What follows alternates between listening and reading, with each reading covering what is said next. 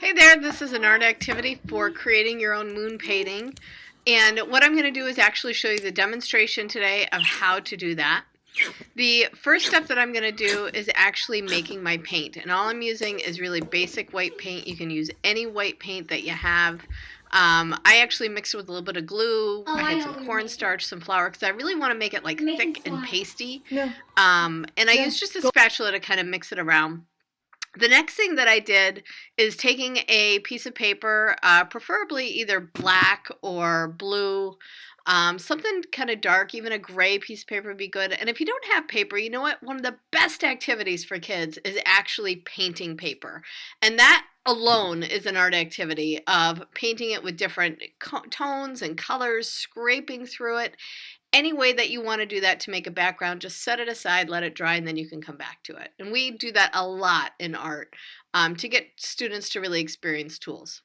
So once I've painted that, I want to, or once I've actually made my paint, I want to go back through and take a bowl and just have my student actually trace a line around it. It helps with their fine motor skills going all the way around the edge, and then they've got a shape that they can work with. In this next step, I actually went a little out of order because I wanted to kind of see how a tool would work. But the first thing you're going to see is me working with just a fork, just dabbing the paint into the fork and just dabbing the paper, getting some stars laid out. Now, if you're going to do this with your student, I suggest actually flip-flopping the activities that I'm going to do. The next step I had was painting the moon, and the moon is actually going to be painted with a spatula. It's a lot of fun. They concentrate on the line that they have to get in around the edge, and it also keeps it spread super thick, so they're not worried about a paintbrush and how much they have on their paintbrush. So as I'm painting this, you'll actually notice that I make some drips, and kids are going to make drips all the time. What's really important is that we encourage them to work past the drips and maybe find fun surprises that are part of that. So I just actually took my finger and started wiping it around and kind of almost getting like a glow, or maybe even just kind of a windy type sky, or possibly even stars falling. So don't be afraid to go ahead and let your kid make a mistake, but encourage them to work past that mistake. Now, as the next step, remember the moon has all sorts of craters and texture on it, and you can actually see and observe that. And that's why we actually created this painting to have texture, so that they can see those shadows and things that happen in the moon. So take just some bottle tops. It can be, something like this I have that's really simple. It's a bingo dauber.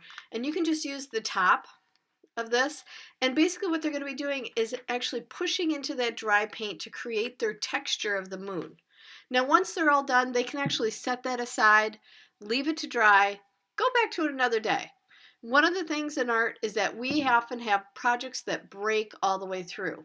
An expectation at around kindergarten, first grade age, not egg, although they are little eggs, is that your art activity, is going to last, on a good day, 10 minutes. 10 minutes of really good sustained work, and 10 minutes is plenty for this activity.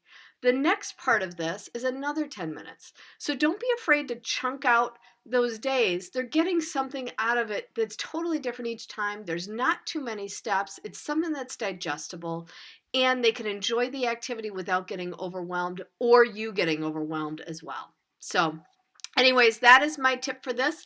I'm going to let my artwork dry, and then I will share the next steps.